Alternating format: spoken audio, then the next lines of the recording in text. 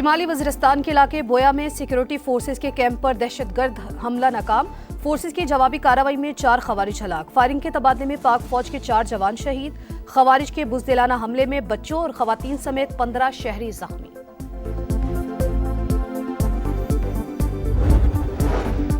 Afghan deputy head of mission کی وزارت خارجہ طلبی، پاکستان نے شدید احتجاج ریکارڈ کرایا، افغان طالبان کی جانب سے کالعدم ٹی ٹی پی کی سہولت کاری پر اظہار تشویش، افغان سرزمین سے دہشت گردی ناقابل قبول قرار۔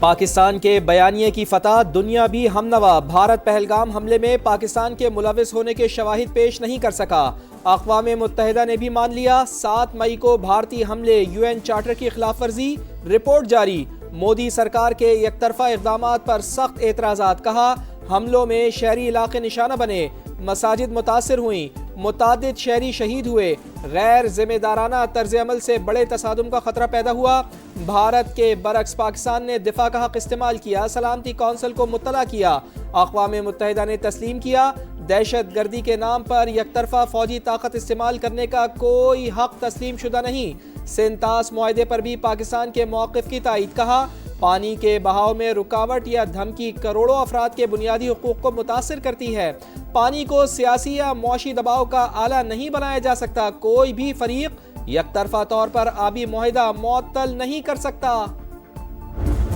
India's unilateral abeyance of the Indus Water Treaty in gross contravention of international law will not compromise on the existential water rights of its people. Any attempt to stop or divert the flow of water to Pakistan under the treaty will be considered as an act of war. آبی حقوق پر کوئی سمجھوتا نہیں ہوگا، ہمارا پانی روکا تو جنگی اقدام تصور ہوگا، پاکستان نے بھارت کو خبردار کر دیا، نائب وزیر اعظم اسحاق ڈار نے سینتاس معاہدے کی یک طرفہ معطلی کو عالمی قوانین کی خلاف ورزی قرار دے دیا، عالمی برادری سے کردار ادا کرنے پر زور، کہا جنوبی ایشیا میں امن کو سنگین خطرات ہیں، کشن گنگا اور رتلے جیسے منصوبے تکنیکی شرائط کی خلاف ورزی قرار، آبی جارحیت پر پاکستان کا بھارت سے باضابطہ رابطہ، چناب میں پانی کی غیر معمولی کمی پر وضاحت طلب کر لی۔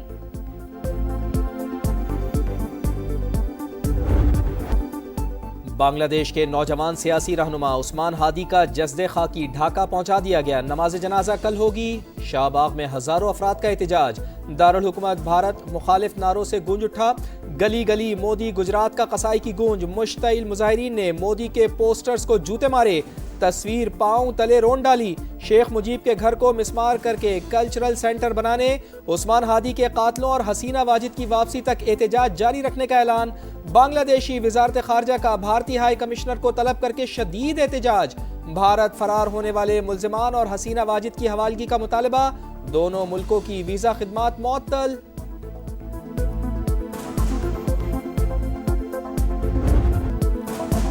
دو قومی نظریہ خلیج بنگال میں غرق کرنے کے دعوے دار بھارت کا اپنا بیانیہ ڈوب گیا، بنگلہ دیش میں گلی گلی بھارت مخالفت جذبات، عالمی میڈیا کا بھی انڈیا کی شرانگیزی کے بھیانک نتائج کا اعتراف، مظاہرین نے بھارت نواز میڈیا اداروں کو نظر آتش کر دیا، اقوام متحدہ کا عثمان ہادی کے قتل کی فوری اور غیر جانبدار تحقیقات پر زور، قاتلوں کے خلاف قانونی کارروائی اور جواب دہی یقینی بنانے کا مطالبہ۔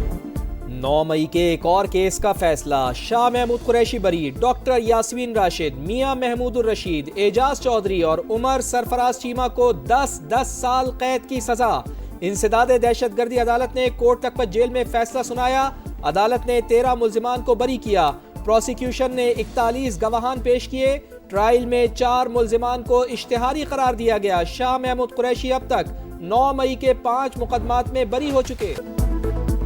حکومت نے شہزاد اکبر کو واپس لانے کے لیے کمر کس لی، برطانیہ سے کیس ٹو کیس معاملہ اٹھانے کا فیصلہ، تمام مقدمات اور عدالتی کارروائیوں کی تفصیلات فراہم کر دی، وفاقی وزیر داخلہ نے دستاویزات برطانوی ہائی کمشنر کے حوالے کی، 3 مقدمات کا ذکر، عدالت سے اشتہاری قرار دینے کی تفصیلات شامل، عادل راجہ کے خلاف تفصیلات بھی برطانیہ کو دے دی گئی۔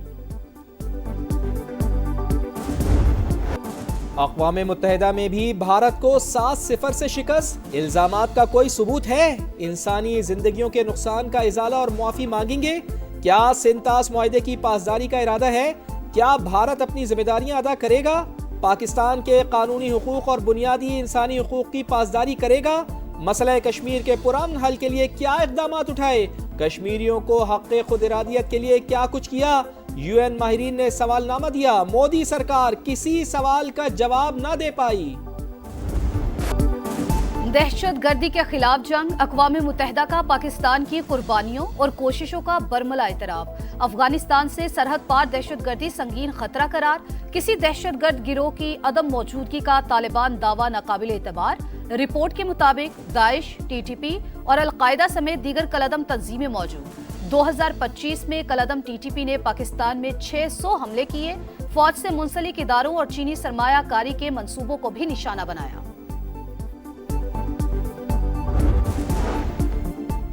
پاکستان دکھ کی گھڑی میں آسٹریلیا کے ساتھ کھڑا ہے، وزیر اعظم کا اعلان۔ آسٹریلوی ہائی کمشنر سے ملاقات میں دہشت گردی کے خاتمے کے لیے اجتماعی کارروائی کی ضرورت پر زور۔ سڈنی حملے میں معصوم جانوں کے نقصان پر اظہار افسوس، دہشت گردی کی بزدلانہ کارروائی کی شدید مذمت۔ باقی حکومت نے آج صبح بتایا کہ انہوں نے کچھ لوگ تھے ان کے ریڈ وارنٹ ایشو کرنے کے لیے انٹرپول سے اپروچ کیا ہے۔ انشاءاللہ تعالی پہلے بھی ان بھتہ خوروں کو ہم نے ختم کیا ہے، کسی بھی قسم کے آگے بھی کسی بھتہ خور کو بھتہ خوروں کو نہیں چھوڑیں گے، پہلے بھی خاتمہ کیا اب بھی کریں گے، وزیر اعلیٰ سندھ کا اعلان۔ بولے وفاقی حکومت نے بیرون ملک چھپے بھتہ خوروں کے ہینڈلرز کی گرفتاری کے لیے انٹرپول سے رابطہ کر لیا، تاجر ہمارے اقدامات سے مطمئن ہیں۔ وفاقی وزیر داخلہ نے سندھ پولیس کی درخواست پر انٹرپول کو خط لکھ دیا، بھتہ خوروں کی فہرست فراہم کر دی۔ گینگ وار کے مرکزی کردار وسیع اللہ لاکھو اور دیگر ملزمان کے نام شامل۔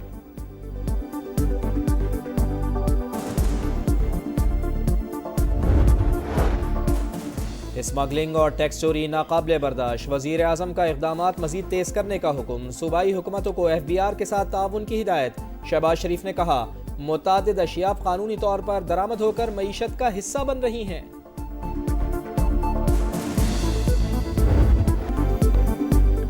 نیشنل ہائی وے اتھارٹی کو 500 ارب کی کمپنی بنانے کا مشن، وفاقی وزیر مواصلات عبدالعلیم خان نے قائمہ کمیٹی کو پیش رفت سے آگاہ کر دیا۔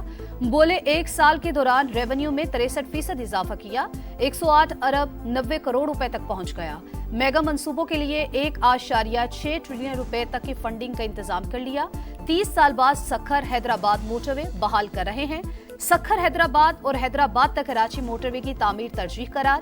پاکستان ایکسپریس وے کوئٹہ چمن منصوبہ 2 سال میں مکمل کرنے کا اعلان۔ 2026 سے ایئر ایمبولینس سروس شروع کرنے کی خوشخبری بھی سنا دی۔ کمیٹی چیئرمین پرویز رشید اور دیگر اراکین کی جامع بریفنگ پر عبدالعلیم خان کی ستائش۔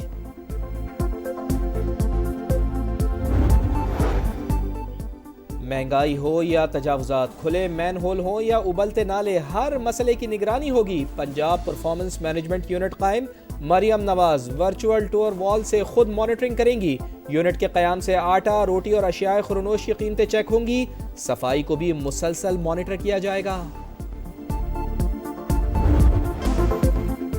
آپ کا شہر، آپ کا سما، اس بار حیدرآباد ریڈار پر آئے گا۔ سما تمام مسائل سامنے لائے گا۔ سندھ کا دوسرا بڑا شہر، صدیوں پر محیط تاریخ، ثقافت اور ذائقوں کا امین، مگر مسائل بھی بے شمار، ناقص انفراسٹرکچر، ٹریفک جام کا سردرد، پینے کے صاف پانی کی قلت، نکاسی آب اور کچرے کے ڈھیر، بلدیاتی نظام کی کمزوری کی عکاس، مگر اقتدار کے ایوانوں تک سما پہنچائے گا عوام کی آواز۔ اسرائیلی فوج نے پھر جنگ بندی رون ڈالی، خان یونس اور رفح میں بمباری، کئی رہائشی عمارتیں نشانہ، عارضی خیموں میں سردیاں گزارنا محال، ایک اور نومولود زندگی کی بازی ہار گیا۔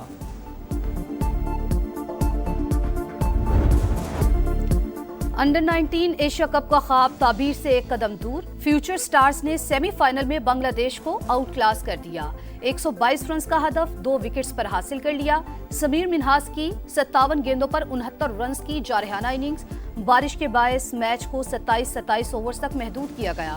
ٹائٹل فائٹ اتوار کو پاکستان اور بھارت کے درمیان دبئی میں ہوگا۔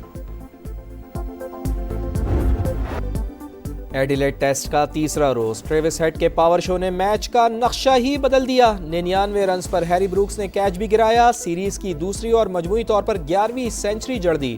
کھیل کے اختتام پر آسٹریلیا کے 4 وکٹوں کے نقصان پر 271 رنز، انگلینڈ پر 356 رنز کی برتری، ہیڈ 142 اور ایلیکس کیری 52 رنز کے ساتھ کریز پر موجود۔ انگلینڈ کی ٹیم پہلی اننگز میں 286 رنز پر آؤٹ ہو گئی تھی۔ پی ایس ایل 11 کے لیے غیر ملکی ستاروں کی رجسٹریشن کا آغاز، آخری تاریخ 20 جنوری مقرر، 2 نئی ٹیموں کی نیلامی 8 جنوری کو ہوگی، 11ویں ایڈیشن میں 8 ٹیمیں شرکت کریں گی۔